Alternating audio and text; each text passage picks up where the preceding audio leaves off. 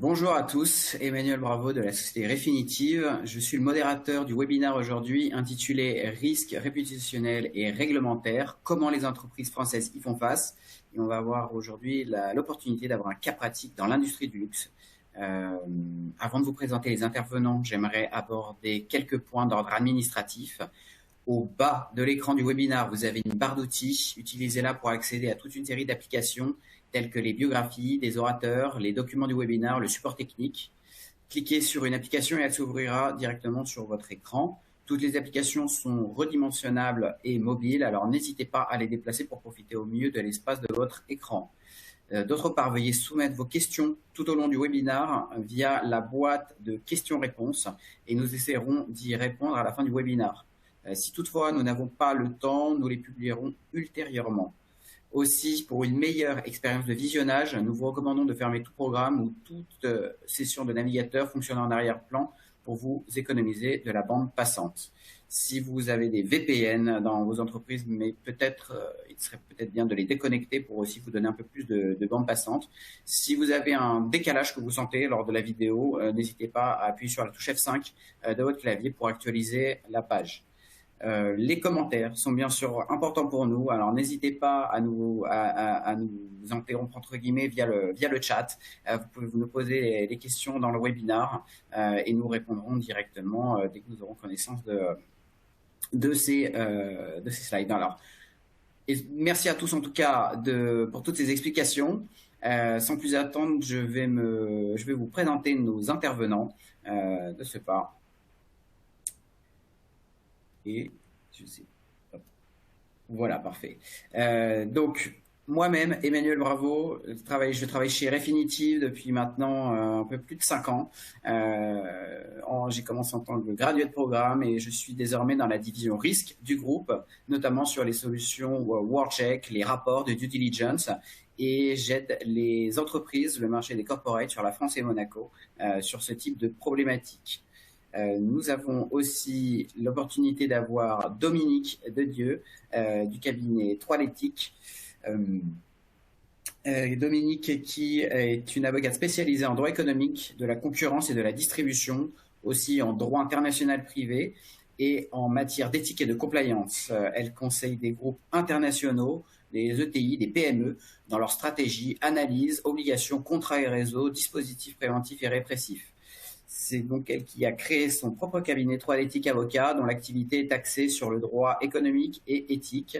Leur objectif est donc d'une analyse et stratégie globale d'éthique, de compliance, l'implémentation et audit de tout dispositif préventif. Donc, c'est les thèmes qu'on va un peu aborder parce qu'il y aura sur l'anticorruption, plan de vigilance, anti-blanchiment, sanctions internationales, données personnelles, partie RSE aussi. Donc voilà, c'est un cabinet qui est assez complet. Et nous avons aussi l'opportunité d'avoir Jonathan Katz de chez Givenchy, qui a débuté sa carrière en auditeur financier chez KPMG à Paris, avant de rejoindre le cabinet Forensic aussi de KPMG, où il s'est occupé de multiples enquêtes en tant que sur la partie de fraude pour la France et l'étranger. Toujours en lien, on va dire, avec le FCPA ou Sapin 2, sujet que nous allons évoquer juste après. Et c'est depuis mai 2020 que Jonathan occupe désormais le poste de responsable du contrôle interne et de conformité chez Givenchy. Voilà pour les présentations. Je vais maintenant vous parler donc de l'agenda de ce webinaire. Alors en introduction, je vais revenir un petit peu sur ces réglementations qui s'accélèrent de plus en plus depuis ces dernières années. Donc je vais revenir un petit peu sur ce point-là. Ensuite, je vais laisser la parole à Dominique qui va vous faire un contexte réglementaire assez concis, parce que nous avons 1 heure sur ce webinaire, mais sur les thématiques que vous voyez à l'écran, à savoir surtout l'article 17 de Sapin 2, parce que comme vous le savez, Sapin 2 est très large, mais on va se concentrer aujourd'hui sur cette partie-là. Les recommandations de l'AFA, notamment avec les dernières qui datent de janvier dernier, la partie dispositif lutte anti-blanchiment et anticorruption, et un point important aussi pour ce secteur, qui est le devoir de vigilance, qui ne s'adresse pas à toutes les entreprises, mais qui est de plus en plus demandé. Et donc, Dominique vous présentera l'ensemble de ces points-là. Par la suite, nous allons passer avec un partage d'expérience de Jonathan, qui va nous parler un petit peu du contexte, de la façon dont il travaille dans les grandes lignes chez Givenchy. Je lui poserai, donc, on fera sur un type d'échange plusieurs questions à ce sujet-là. Donc vous aurez l'occasion d'écouter un petit peu, de voir comment eux ont mis en place ces activités-là. Et bien entendu, vous allez avoir l'opportunité de poser vos questions. Enfin, je terminerai par les solutions que le groupe Refinitiv propose à nos clients sur la partie de cette évaluation des tiers avec nos produits, on va dire nos produits phares, à savoir WorldCheck One, nos rapports aussi de due diligence qui permettent d'aller plus loin, et aussi notre nouveauté qui est le produit Supplier Integrity. On terminera ce webinaire par une partie de questions-réponses où vous aurez du coup l'occasion de nous poser toutes les questions qui vous viennent sur ces sujets-là. Alors, en introduction, comme je vous l'ai dit, je ne vais pas rentrer dans le vif du sujet parce que je ne vais pas prendre la parole à Dominique sur la partie très réglementaire, mais c'était plutôt pour commencer sur un petit peu sur un aspect sur ces dernières années, sur une petite chronologie. 2016, ça a été la sortie de la loi Sapin 2, c'est surtout sur le fait de la lutte contre la corruption, sujet sur lequel on s'attelle. Finalement, Sapin 2, c'est une loi qui est réciproque au FCPA, UKVA, anglais et américains qui sont sortis déjà depuis un moment. La France est mise à jour à partir de 2016 et sur cette date aussi, ça a été la création de l'AFA, l'Agence française anticorruption. Donc ça a été, on va dire, une partie de déclic. Mais comme vous le savez, quand une loi est promulguée, il y a ensuite un temps d'adaptation et d'application. Dans la suite de ces lois, il y a eu en 2017 la loi sur le devoir de vigilance que Dominique va aussi parcourir. Devoir de vigilance qui s'adresse quand même à des grosses entreprises, comme vous le savez, plus de 5000 salariés en France, plus de 10 000 salariés dans le monde, tandis que Sapin 2 s'adresse quand même à des sociétés, à plus de sociétés avec 100 000 euros de chiffre d'affaires, donc c'est quand même un peu plus gros que le devoir de vigilance. Dans cette suite un peu chronologique de ces aspects réglementaires, il y a eu, comme je vous l'ai dit, en 2016, l'apparition de Sapin 2, mais c'est en 2019 qu'il y a eu la première commission des sanctions de l'AFA, de l'Agence française anticorruption. Et donc, on va dire que c'est à partir de là où nous, on l'a vu un petit peu un rebond sur ce marché des entreprises, parce que les banques sont déjà quasiment toutes clientes chez nous, mais aussi avec d'autres acteurs. Depuis un certain moment, sur le marché des entreprises, c'est quand même quelque chose qui est quand même assez récent. Et je dirais que depuis 2019, il y a quand même une certaine augmentation des demandes, mais aussi, j'imagine, pour les entreprises, d'avoir eu ce temps de comprendre la loi et de s'y adapter. Et donc, de 2019 à 2021, on va dire que c'était la mise en place, les premiers faits. Et comme vous avez pu le voir récemment, 2020, on arrive à cette année, 2021, début d'année, l'Agence française anticorruption qui a sorti de nouvelles recommandations, notamment le passage des 8 piliers à 3. Alors, ça ne veut pas dire qu'il y en a qui ont disparu, c'est que ça a été plutôt réorganisé. Dominique vous le montrer juste après. Donc, voilà un petit peu pour un petit contexte du pourquoi nous avons décidé avec Refinitiv et nos partenaires 3D-TIC et Jonathan de faire ce webinaire. C'est surtout sur ces thématiques-là. À la suite de ça, on pourra, comme je vous l'ai dit dans l'agenda, réévoquer le sujet en direct avec Jonathan, mais aussi je vous parlerai de cette partie produit. Je vais désormais laisser la parole à Dominique qui va dès à présent se lancer sur ces sujets un peu plus réglementaires sur ce contexte-là.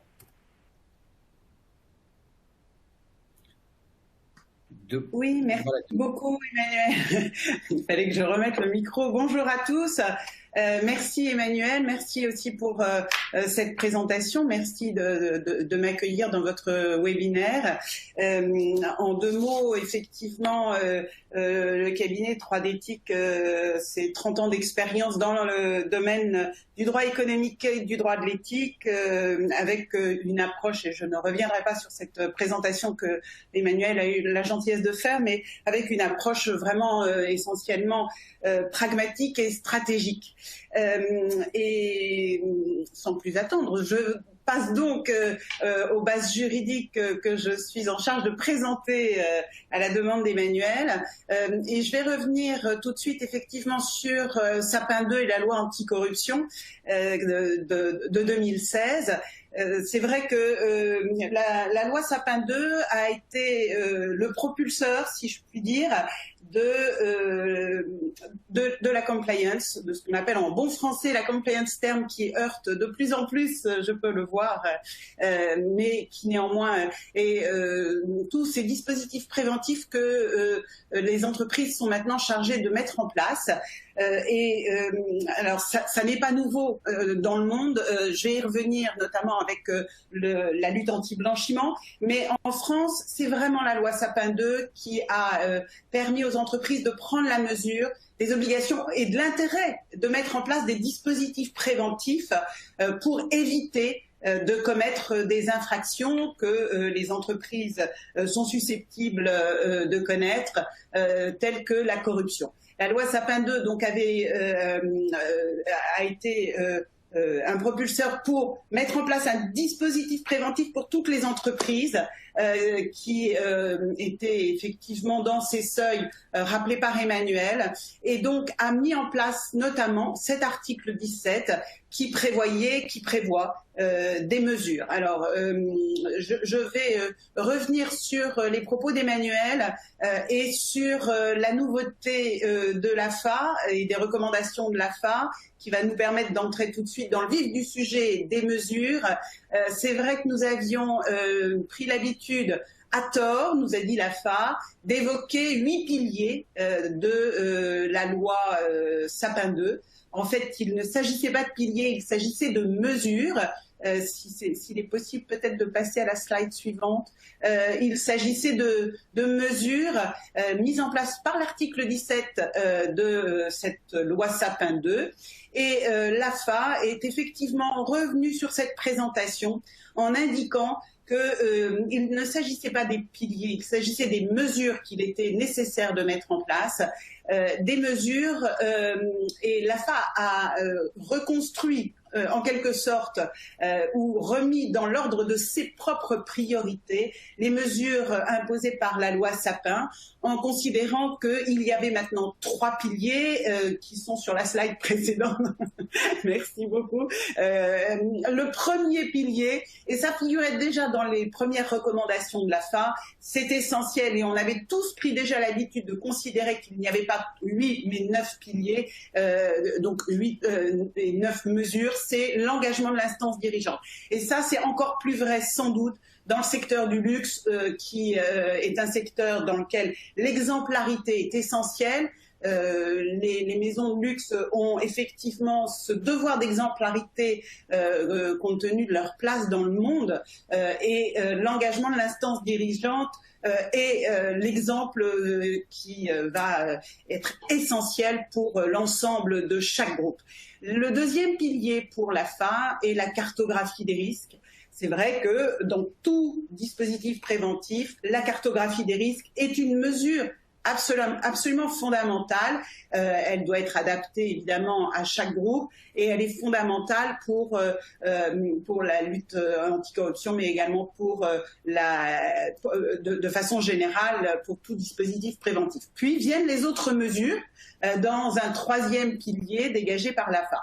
Les autres mesures que l'on retrouvera pour un grand nombre de dispositifs préventifs. Et les autres mesures qui sont sur la slide suivante sont au-delà de cette cartographie des risques, le code de conduite, le dispositif d'alerte, les procédures de contrôle comptable, les formations qui sont essentielles. Pour la loi Sapin 2, la mise en place d'un régime disciplinaire adapté à la lutte anticorruption, un dispositif de contrôle et d'évaluation interne, et puis une mesure qui est essentielle, qui consiste en une évaluation des tiers et la mise en place en interne de procédures d'évaluation des tiers. Alors, comme vous le savez, l'AFA avait émis des premières recommandations pour mettre en place et pour accompagner les entreprises dans la mise en place de ces 8 mesures imposées par l'article 17 de la loi Sapin.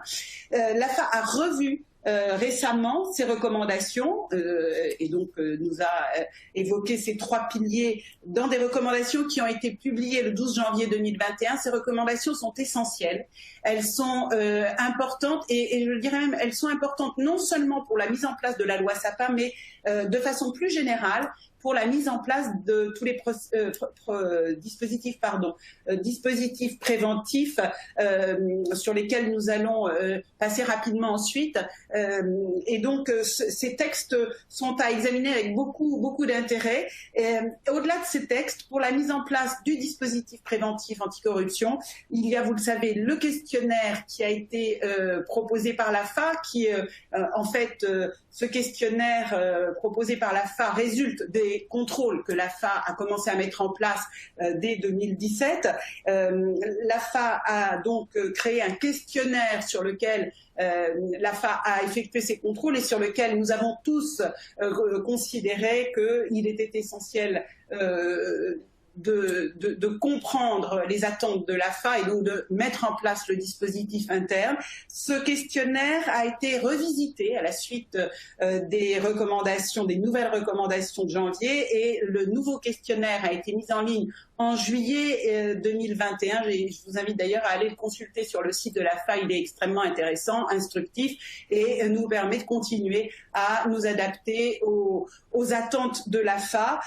Juste un petit mot d'actualité non négligeable, comme vous le savez, il y a eu une mesure d'évaluation de la loi Sapin 2, de la mise en place de Sapin 2, qui a donné lieu à un rapport des députés Gauvin et Marlex.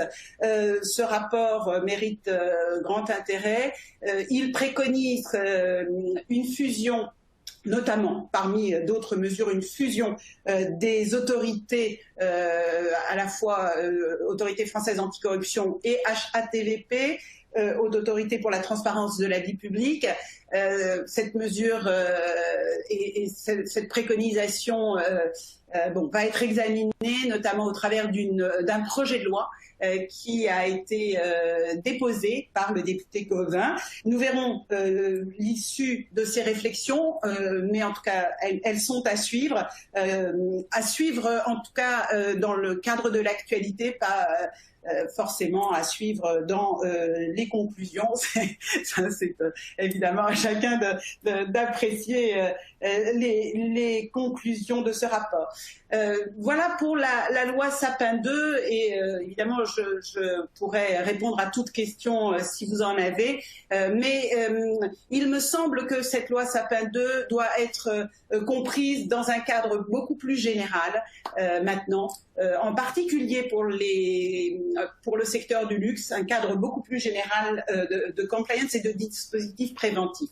Et à cet égard, il me semble assez intéressant, voire essentiel, de se consacrer aussi quelques instants pour les entreprises concernées à la lutte anti-blanchiment qui, elle, pour le coup, est vraiment à l'origine de la compliance. C'est vraiment par elle qu'ont été introduits les dispositifs préventifs, y compris en France, même si les entreprises dans le secteur du luxe ne sont pas forcément concernés par ce dispositif de lutte anti-blanchiment, encore que de plus en plus les entreprises et les grandes entreprises et les multinationales sont rattrapées par ces obligations dès lors qu'elles mettent en place, par exemple, des dispositifs de vente en ligne avec des rapprochements avec des établissements de crédit.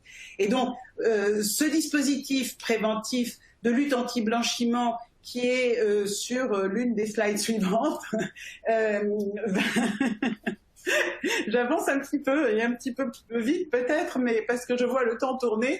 Et donc voilà, je voulais simplement attirer l'attention sur la nécessité aussi de prévoir un dispositif préventif qui va tenir compte des obligations de vigilance. On parle bien d'obligations de vigilance dans le dispositif de lutte anti-blanchiment, qui passe, lui, par 5 mesures essentielles: la cartographie des risques propre au blanchiment et au financement du terrorisme qui doit être donc particulièrement adapté à ces risques.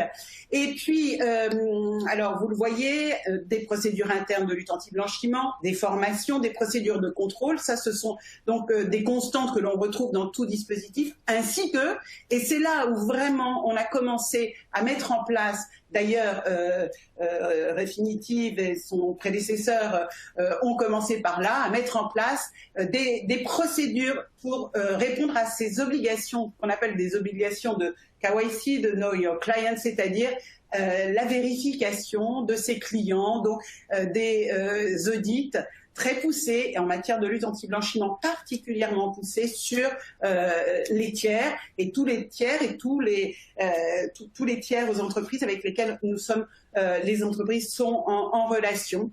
Et dans ce domaine, vous trouverez beaucoup de textes qui vraiment permettent de définir et de déterminer les attentes des autorités de tutelle sur ce qu'on appelle les dispositifs d'audit et de due diligence des tiers.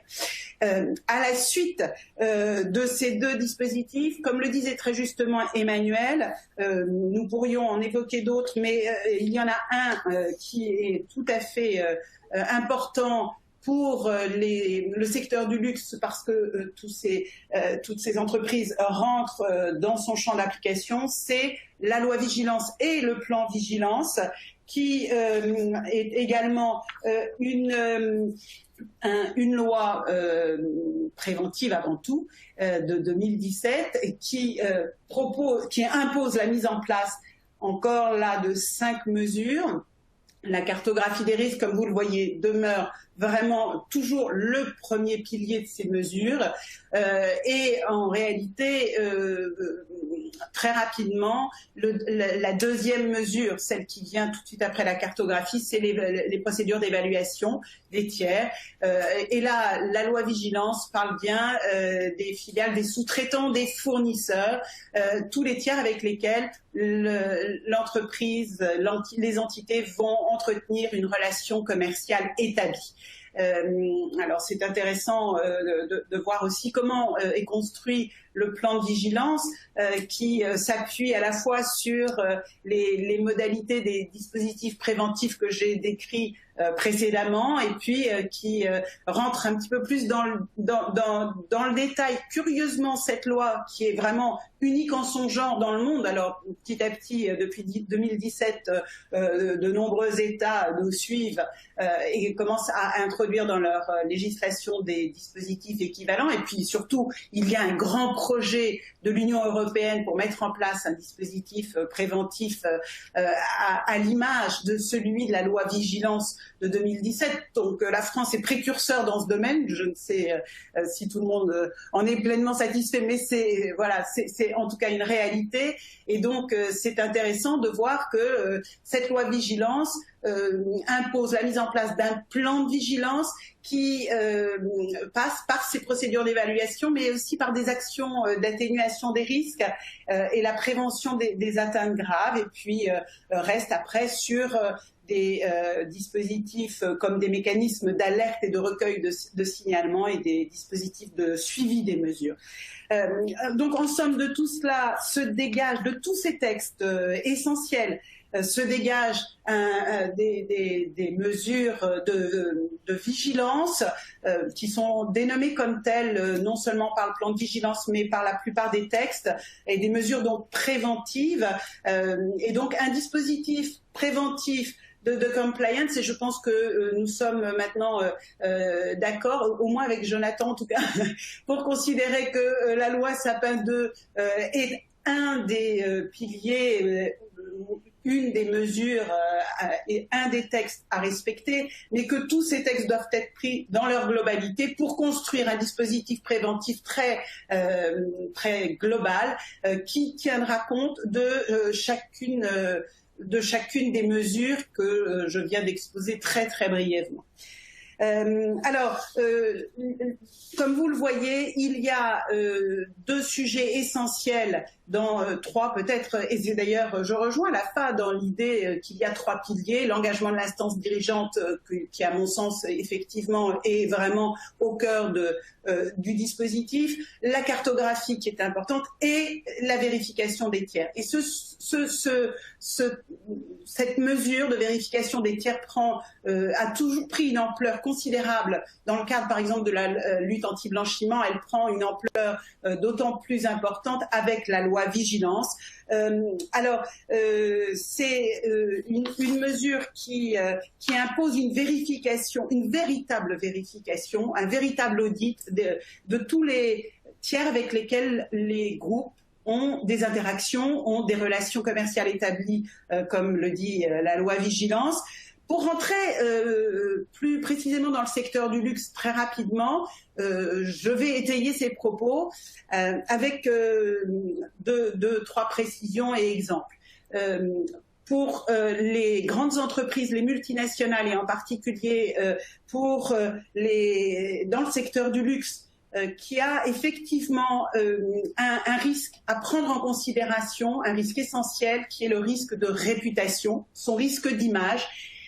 Cette mesure de vérification des tiers est vraiment essentielle, ce qui signifie que peut-être plus que tout autre, dans ce secteur, il est essentiel de porter une attention particulière sur tous les tiers. Alors, tous les tiers, ça veut dire par exemple, à mon sens, tous les tiers incontournables déjà avec lesquels ces multinationales sont en relation. Alors, peut-être que je ne vais pas être politiquement correcte, mais néanmoins, à mon sens, il est important d'attirer et d'avoir dans son dispositif préventif et dans le cadre de cette mesure de vérification des tiers, des audits en particulier sur les tiers avec lesquels on est en relation quotidienne, que sont par exemple les établissements de crédit, les investisseurs, les assureurs. Oui, on fait des vérifications même si ce sont des entreprises qui ont, comme on dit, pignon sur rue, qui ont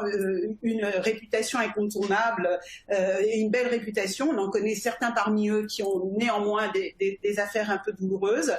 Et puis évidemment avec tous les cabinets de conseil, comme ça voilà, je mets tout le monde à l'aise puisque je m'implique complètement. Il faut aussi procéder à des vérifications sur tous les cabinets de conseil, des conseils en stratégie, en communication, et les avocats, bien sûr. Oui, ça fait partie de nos obligations. Nous, avocats, sommes soumis aux mêmes obligations de vigilance. Eh bien, les entreprises doivent également vérifier ces entreprises, ces cabinets de conseil, et juste pour étayer ce propos, je vous renvoie par exemple au Panama Papers, qui était une initiative de journalistes, une initiative internationale extrêmement intéressante, mais qui a provoqué et qui a eu énormément d'effets. Et si vous allez sur le site des Panama Papers, eh bien vous pourrez voir que effectivement un certain nombre d'entreprises, parmi lesquelles des établissements de crédit, des investisseurs et des avocats et des conseils ont leur nom inscrit, ce qui peut être plus ou moins douloureux. Voilà où se situe par exemple le risque réputationnel et l'intérêt d'aller vérifier les tiers.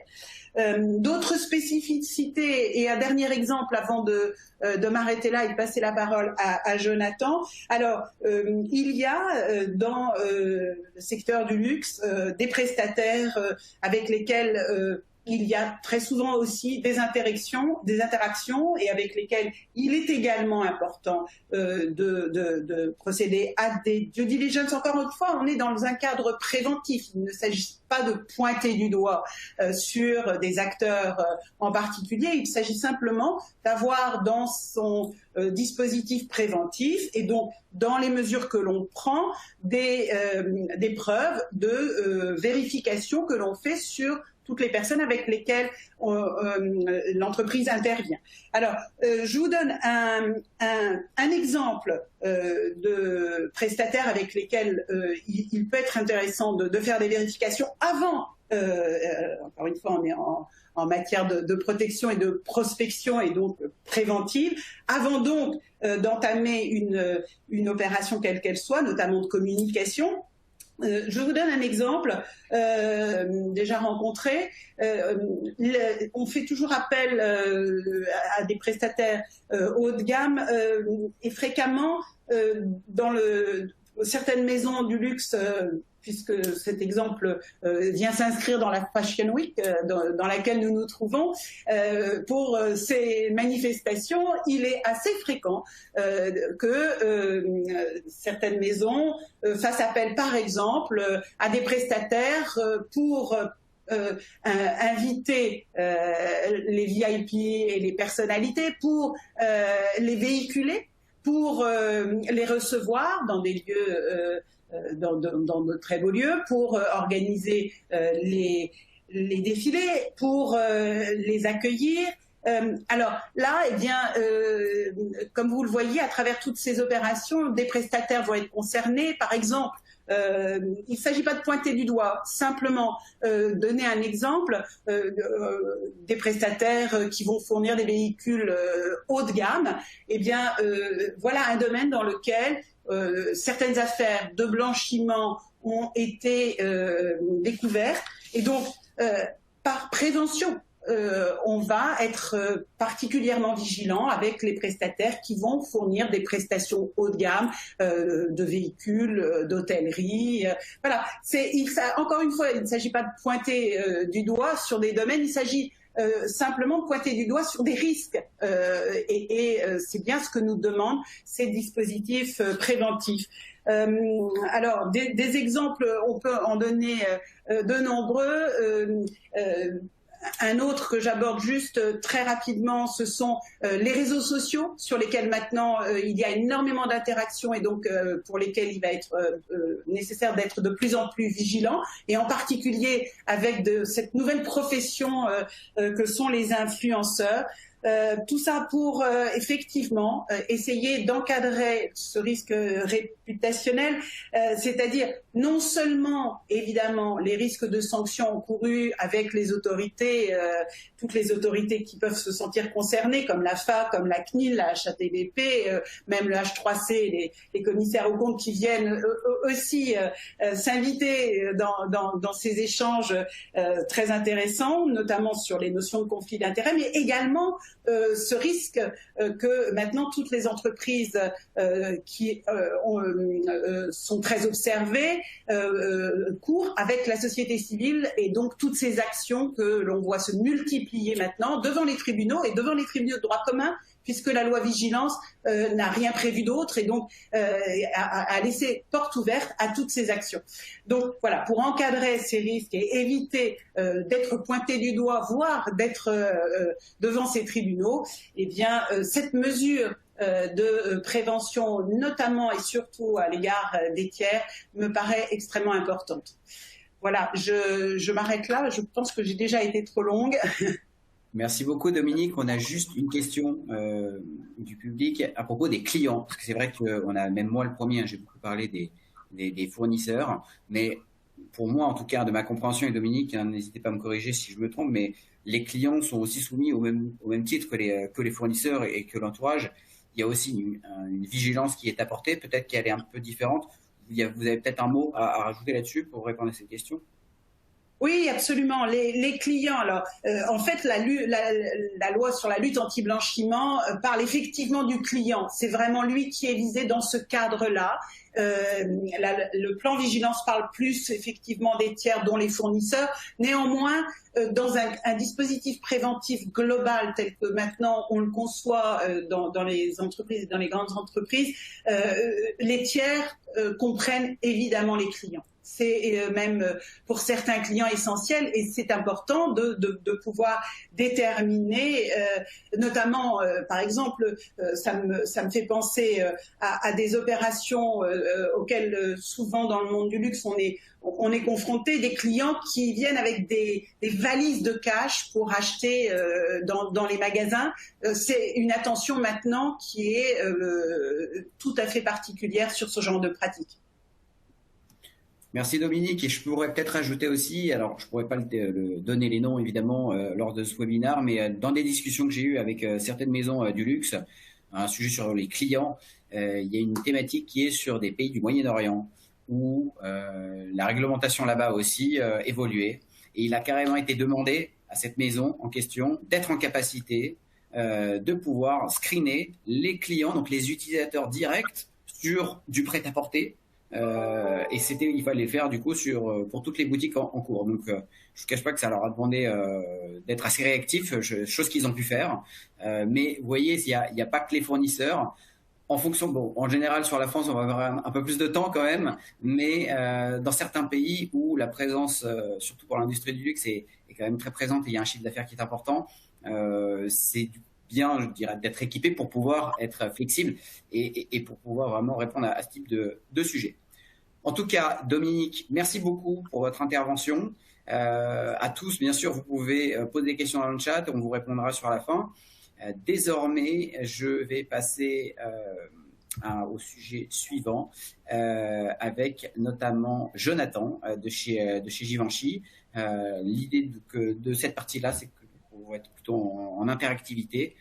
Donc merci Jonathan d'être avec nous aujourd'hui. Merci à vous, Emmanuel.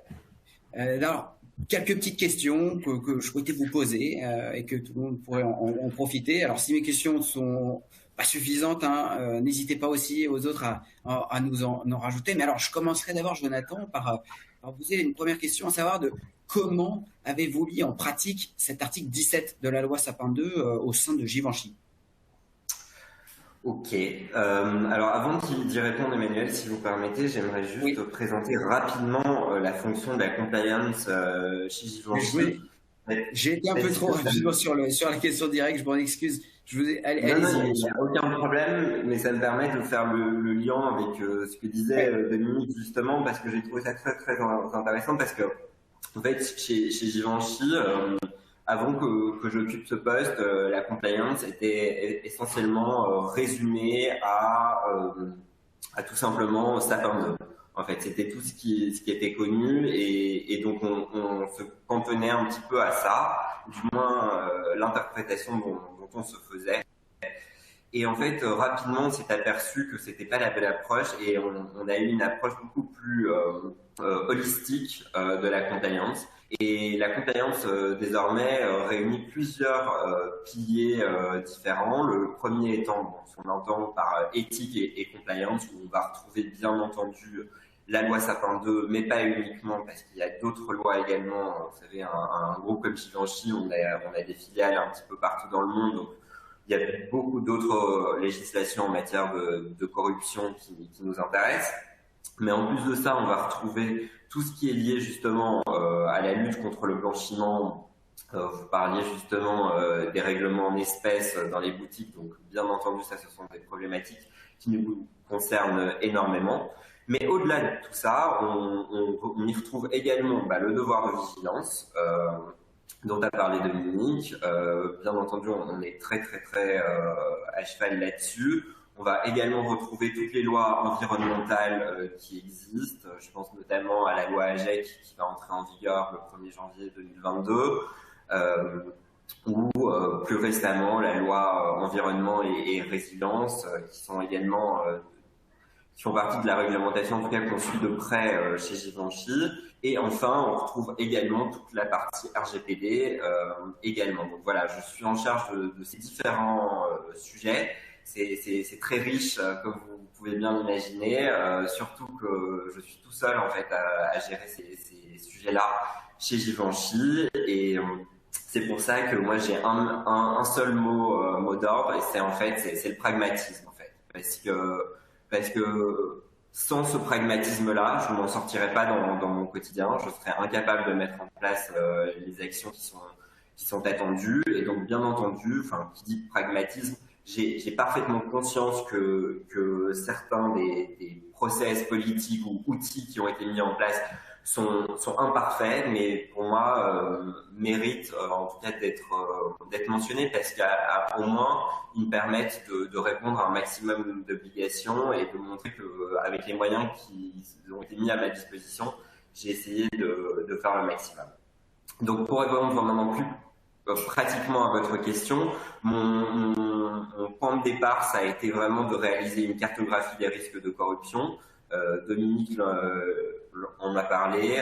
Pour nous, on a vraiment pris le temps de bien la faire, cette cartographie des risques, de réaliser un maximum d'entretiens avec un maximum d'interlocuteurs représentant différents métiers, fonctions ou secteurs d'activité, parce que, par exemple, je parle de secteur d'activité chez Givenchy, on ne vend pas uniquement en boutique à des clients finaux, mais on a également, par exemple, une activité wholesale, on a des licenciés, on fait de la haute couture également. Donc voilà, tout ça, ce sont des secteurs d'activité avec des risques différents. Et bien entendu, c'était très important d'intégrer un maximum de secteurs d'activité dans notre cartographie et de faire ressortir un maximum de risques également, qu'on a ensuite développé dans des fiches de risque, qu'on a évalué en termes de risque brut et risque net. Je ne vais pas faire parler trop longtemps de la méthodologie de la cartographie, mais en tout cas, voilà, je pense quand même que c'est le socle fondateur de toutes les autres mesures de l'article 17. Et donc, on a tout intérêt à bien prendre le temps et également, bien entendu, d'avoir un maximum de tiers concernés par cette cartographie. Un deuxième aspect qui a été très important pour nous, et Dominique en a parlé également, ça a été justement l'engagement de l'instance dirigeante, parce que sans eux, en fait, je suis livré à moi-même et j'aurais pas beaucoup d'impact au sein de la maison. Donc, ça a été très très important pour moi de les sensibiliser via des formations, mais également la tenue de comités éthique et compliance, où j'ai la possibilité de justement leur faire part de l'avancement sur les différentes mesures qui ont été mises en place ou qui sont prévues d'être mises en place. Et au cours de ces réunions avec les membres du comité de direction, je me suis aperçu que finalement l'argument qui fonctionnait le mieux avec eux, c'était pas forcément la peur du gendarme, à savoir voilà, on risque un contrôle de telle ou telle instance, que ce soit l'AFA ou la DGCCRF. Honnêtement, je les ai pas sentis très très inquiets par rapport à ça. Ils se disaient bon, de toute façon, on ne sera pas les premiers à être visés de toute façon. En revanche, je pense que l'argument qui lui a été beaucoup plus pertinent, c'était justement ce que disait Dominique, c'est le risque réputationnel, le risque d'image. Et ça, forcément, en tant que collaborateur d'une maison de luxe, ils sont très très très sensibles à ces sujets-là. Et donc, quand ils savent que certaines pratiques peuvent être considérées comme néfastes auprès des clients, du public, de certains prestataires clés et qui auraient des impacts négatifs sur notre image, là forcément ils sont prêts à mettre en place beaucoup plus de mesures. Donc ça a été aussi très important pour moi. Et puis enfin, le troisième pilier majeur, en tout cas dans l'implémentation des mesures, ça a été l'évaluation des tiers justement. Qui nous a bien occupés, où justement il fallait mettre en place une méthodologie pragmatique, comme je l'ai dit. Donc on a suivi une approche par les risques, dans le sens où ce qu'on a fait, c'est qu'on a développé déjà une matrice avec toutes les natures de prestations qu'on estime être plus à risque. On l'a fait à la fois sur du côté fournisseur que du côté client, pour répondre à la question qui a été posée, parce que, comme le dit la loi, c'est les clients et fournisseurs de premier rang qui sont concernés. On y a également intégré tout ce qu'on appelle les intermédiaires, à savoir des agents, apporteurs d'affaires, tous ces tiers ou les courtiers en douane, par exemple, aussi. Enfin, tous ces intermédiaires où on estime qu'il y a un risque quand même accru. Donc, on a développé cette matrice. On ne tient pas uniquement compte de ce critère-là. Il y a d'autres critères, comme par exemple le volume d'achat ou par exemple le pays dans lequel est basé tel ou tel tiers. En tout cas, en fonction de cette matrice, on a une liste de tiers qu'on considère comme exposés, d'autres comme étant moins exposés. Pour ceux qui sont estimés exposés, on fait donc une due diligence en interne qui essentiellement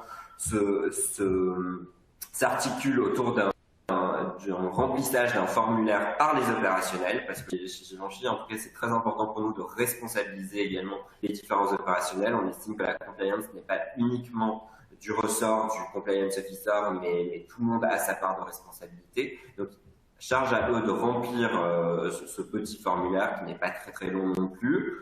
Derrière, ce formulaire va être analysé par mes soins. En complément, moi, je vais injecter le tiers dans mon outil Refinitiv, qui me permet justement d'avoir plusieurs informations qui sont mises à ma disposition. Est-ce que le tiers il a déjà été sanctionné par le passé? Est-ce qu'il y a des investigations qui sont en cours? Est-ce que j'ai ce qu'on appelle l'adverse média? Est-ce qu'il y a eu de la presse un petit peu négative qui est tombée sur tel ou tel tiers? Sur cette base, sur la base de ces informations-là, une analyse est faite.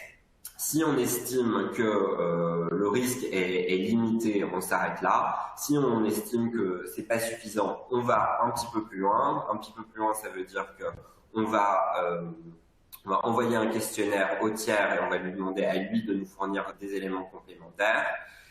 Derrière, on va réanalyser ce formulaire. On va identifier des éventuels signaux d'alerte. Si on n'a pas, tant mieux, on va valider le tiers. Si on estime que c'est toujours pas suffisant, alors là, on a encore un petit panel d'options, comme par exemple demander des rapports plus complets en matière de due diligence, où on entrerait un petit peu plus en profondeur si on estime vraiment qu'il y a un risque important, mais ou également la réalisation d'audits, le renforcement de clauses contractuelles. Enfin bref, on essaie de voir ce qu'on peut faire pour tout de même pouvoir travailler avec le tiers. Si on voit que malgré tout ce n'est pas possible, on n'hésitera pas à refuser de travailler avec un tiers avant d'entrer en relation. C'est assez voilà. Clair. Jonathan, toutes ces étapes que vous avez décrites, vous les avez mis personnellement en place ou vous avez quand même repris un sujet existant ou ça s'est passé un petit peu comment de votre côté? Alors sur la partie, alors vous savez, Givenchy fait partie du groupe LVMH et en tant que maison du groupe, bien entendu, on peut bénéficier de certains outils qui existent au niveau du groupe. Je pense notamment au dispositif d'alerte interne qu'on partage avec d'autres maisons du groupe. Et en revanche, pour la partie évaluation des tiers, non, là c'est vraiment une politique propre à Givenchy. Avant de rejoindre Givenchy, vous l'avez dit en introduction, j'étais consultant dans le département forensique de KPMG pendant plus de 6 ans et qui m'a justement pendant la mise en place de la loi Sapin 2, ce qui m'a permis de réaliser beaucoup de missions auprès de clients sur ces problématiques-là. Ouais, c'est avec cette expertise que vous avez pu ensuite établir exactement chez Givenchy. Ok, voilà. Très clair. Et alors, ça fait à peu près un peu plus d'1 an que vous êtes client chez Refinitiv avec l'utilisation du produit WorldCheck One. En quelques mots, vous avez un petit retour d'expérience à nous donner? Oui, alors effectivement, on est utilisateur de votre produit qui nous sert donc pour la due diligence des tiers dans le cadre de l'article 17, mais pas uniquement. C'est ça aussi qui a fait qu'on a choisi votre outil parce qu'il nous permet d'une part de faire des recherches ponctuelles sur des tiers, notamment dans le cadre des due diligence, mais également de faire un screening automatisé sur une liste de tiers bien définie. Et ça nous permet notamment de répondre également à nos obligations en matière de lutte contre le blanchiment. Il faut savoir que chez Givenchy, l'ensemble de notre base client hors retail, donc ce que j'entends par là, c'est les wholesalers, c'est les licenciés, c'est enfin bref, toute entreprise à qui on va pouvoir vendre des produits. Enfin, l'ensemble de ces tiers sont injectés dans une base Refinitiv et tous les jours, ils sont screenés et si besoin, on reçoit une alerte par email qui nous dit qu'il y a potentiellement une nouvelle information qui est sortie ou il y a peut-être un autre nom qui pourrait être concordant avec le nôtre. Et qui nous est très utile. Donc c'est en fait, pour moi, c'est cette double, voire triple même utilisation de l'outil parce que derrière cet outil, on l'utilise également pour, par exemple, quand on a des dons, ou qu'on veut faire des cadeaux, où là, Dominique parlait justement de la Fashion Week, on a le défilé qui arrive d'ici quelques jours, on a screené par exemple l'ensemble de notre base de participants au défilé parce qu'on veut être sûr que les personnes qui sont présentes lors du défilé, ce sont des personnes dont l'intégrité clean et sur lesquels il n'y a pas de risque d'image particulier. Donc voilà, donc pour nous c'est un outil qui est dimensionné à la taille de notre entreprise, qui est économique et qui est surtout très user-friendly. Donc voilà, pour nous, on est effectivement très très contents. Écoutez, Jonathan, merci beaucoup pour votre participation. C'était assez détaillé. Je suis sûr qu'il y a d'autres entreprises qui suivent, à mon avis, à peu près la même chose que vous. Peut-être que certains vont s'inspirer, d'autres vont faire aussi peut-être différemment. Mais en tout cas, ça a été très détaillé et je pense que ça pourra servir au plus grand nombre. Donc, encore une fois, merci pour votre intervention. Pour la suite, comme évoqué dans l'agenda, je vais arriver du coup sur les solutions que nous proposons à nos clients, les solutions que Refinitiv propose sur l'évaluation des tiers. Et directement, finalement, je vais aller sur le premier produit qui est WorldCheck One, qui est utilisé actuellement par Givenchy. Alors, on a plus de 20 ans d'expérience sur ce secteur-là. C'est un produit qui est assez connu, WorldCheck One, qui est assez utilisé. C'est un outil qui est SaaS, c'est-à-dire que vous n'avez pas besoin d'installer chez vous la solution. Vous pouvez l'utiliser via un navigateur Internet. Vous avez la possibilité d'avoir un utilisateur comme Jonathan actuellement, ou alors plusieurs, en faisant même des groupes. Ça peut être des groupes par région, ça peut être des groupes par métier, comme les achats, ou d'autres. Le principe de cette base, on a plus de 5 millions de profils, c'est vraiment de screener les personnes physiques, les personnes morales de façon assez facile, de façon rapide. Ça peut être fait à la main, mais ça peut aussi et surtout être fait via des batchs Excel pour vous permettre de mettre vraiment cette idée de suivi en continu. Parce que comme vous l'avez entendu un peu plus tôt, sur cet aspect réglementaire, quand on fait une recherche tout de suite, vous allez avoir l'information, mais vous n'êtes pas à couvert que votre fournisseur, votre client, dans les prochaines semaines, dans les prochains mois, tomberait potentiellement sous une sanction, et pas forcément une sanction, mais peut-être sur une condamnation. Et c'est peut-être des choses qui, dans votre cartographie des risques, vont faire que vous allez vous dire que vous n'allez pas avoir la même relation finalement avec le client. Donc, on vous apporte nous aussi cette possibilité de recevoir des alertes et pour vous faire gagner du temps, parce qu'on est bien conscient quand même que le temps est un facteur clé dans vos métiers. Le screening, c'est pas non plus 100% de votre job, et donc on fait vraiment le nécessaire chez Refinitiv pour limiter ces faux positifs et vous apporter plusieurs options qui vous permettent vraiment de passer finalement le moins de temps possible dans notre propre outil. Donc WorldCheck One, c'est vraiment la base qui est, on va dire, la plus utilisée, la plus simple. Au-delà de WorldCheck One, on a aussi la possibilité, parce qu'on entend beaucoup parler de digitalisation récemment.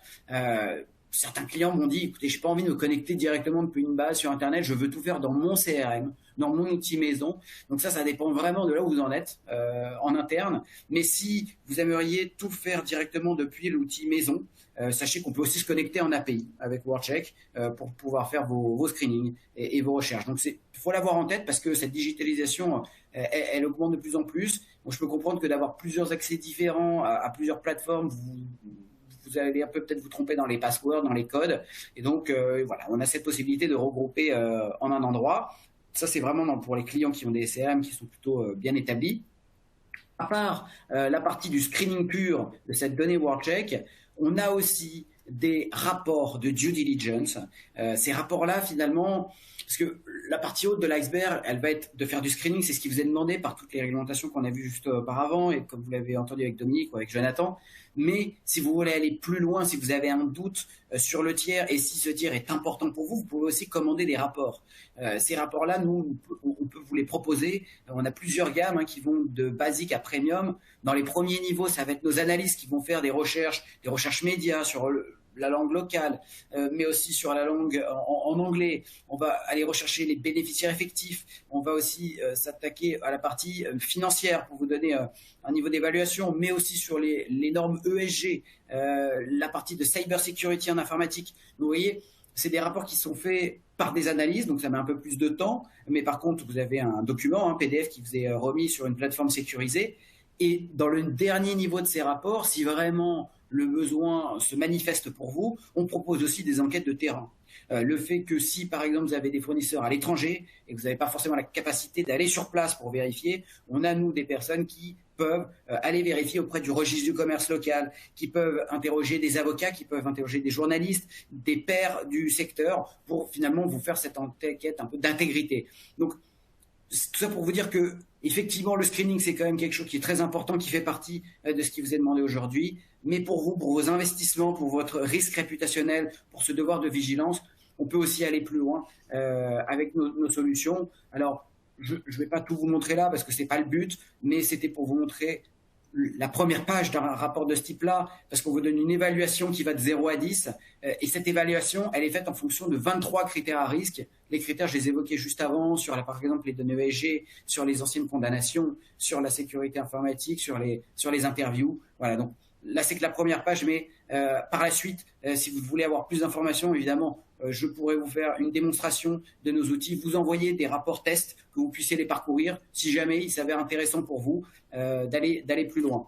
Et en dernier point, des solutions que nous proposons, alors nous en proposons plus, mais j'ai essayé de vous faire quelque chose qui s'adresse le plus possible aux corporates, aux entreprises, celles du luxe, mais aussi pas que les autres. Je vous ai parlé de WorldCheck One sur le screening, de la due diligence sur les rapports. On a ce nouvel outil, Supplier Integrity, qui lui est un outil plutôt une plateforme de risque à 360 degrés, parce que dans un seul et même endroit, dans le cas par exemple où vous n'auriez pas un CRM qui soit assez développé et que vous aimeriez qu'on un peu outsourcer et confier à un tiers comme nous cette tâche-là, vous avez la possibilité de passer vos fournisseurs, vos tiers, vos clients directement dans cet outil, et tout de suite, on vous donne une note, un rating qui est calculé en fonction de notre expérience sur les rapports de due diligence. Donc, tout de suite, l'entreprise à ce niveau-là. Mais en plus de vous donner un niveau de risque qui est plutôt global, on va faire ce screening de WorldCheck, de faire l'évaluation. Et à part le screening de WorldCheck, on vous propose la possibilité d'envoyer des questionnaires que ce soit internes ou externes, que vous pourriez envoyer à vos clients. Alors, l'intérêt, c'est que je pense qu'il y a beaucoup de maisons comme les vôtres, d'entreprises qui aujourd'hui le font manuellement via des PDF, via des mails. Là, l'idée, c'est qu'on établit les questionnaires en amont avec vous et de façon automatisée, quand il y a un nouveau fournisseur, un nouveau client qui veut, surtout pour les fournisseurs, je dirais, mais travailler avec vous, de le remplir directement sur Internet et avoir ensuite les réponses qui arriveront directement dans la plateforme. Donc, c'est vraiment cette idée de Supplier Integrity qui regroupe toutes les facettes que je vous ai données avant et en rajoutant les questionnaires. Finalement, les questionnaires, je trouve que c'est quand même quelque chose qui est assez intéressant parce que souvent, sur la place, on vous propose de payer de l'information, mais quand vous pouvez quand même récupérer gratuitement de l'information depuis vos fournisseurs, c'est quand même mieux de le faire dans ce sens-là et de collecter le tout. Voilà, donc c'était les quelques points que je voulais vous donner sur nos solutions. Évidemment, n'hésitez pas à prendre contact avec nous si vous voulez en savoir plus. En tout cas, je vous remercie encore Dominique et Jonathan de participer à ce call, et je vous laisse maintenant la parole pour savoir si vous avez du coup des questions à nous poser. Je vais mettre mon micro en mute.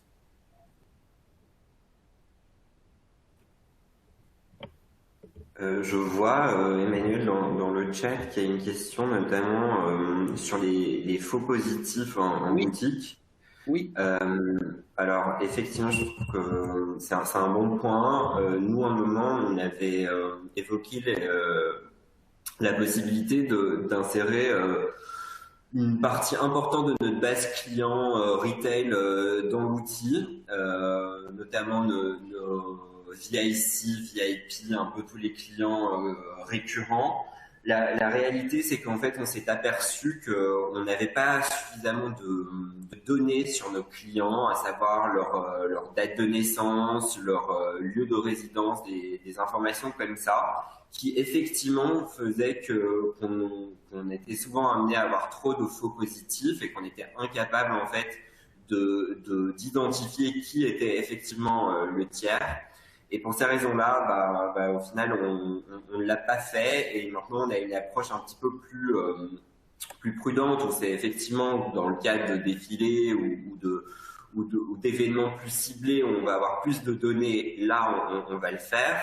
Ou par exemple, ce qui nous a beaucoup occupé ces derniers temps aussi, c'est tout ce qui est vente à distance, où là c'est plus simple en tout cas de récupérer les données sur ses clients et pouvoir les insérer ensuite dans la plateforme. Et là, il y a très peu de faux positifs. Oui, après, ces faux positifs, tout dépend, comme l'a dit Jonathan, de la qualité de vos données. Et plus vous avez de l'information, meilleur ce sera. Je donne souvent à mes clients l'exemple de mon propre nom, Emmanuel Bravo. Si vous lancez cette recherche-là, niveau worldwide, vous allez avoir peut-être des occurrences avec l'Amérique du Sud, avec des conflits de narcotrafiquants sur mon nom. Mais si vous me recherchez avec ma date de naissance et venant de France, vous allez voir que le système va éliminer les faux positifs et du coup, vous n'allez pas avoir à faire ce travail-là. Donc effectivement, ça dépend beaucoup de la qualité de votre donnée, mais on vous accompagne pour limiter au maximum ces faux positifs qui prennent du temps. On ne pourra jamais vous garantir un 100%, un 0, mais en tout cas de réduire au plus fort. Je vois qu'il y a une autre question assez technique qui est posée sur le règlement européen sur les minerais provenant de zones de conflit. Alors, Jonathan, je ne sais pas si vous avez sur cette partie de joaillerie, je ne crois pas. En tout cas.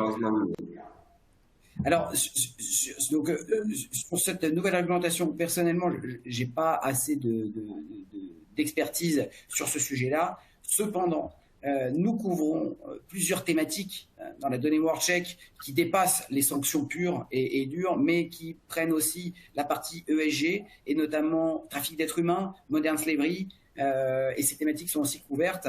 Donc, quand il y a de la presse négative sur ces thématiques-là, vous le retrouverez dans l'outil. Mais là où ce sera un peu plus fin, ça sera fait aussi sur des rapports de due diligence.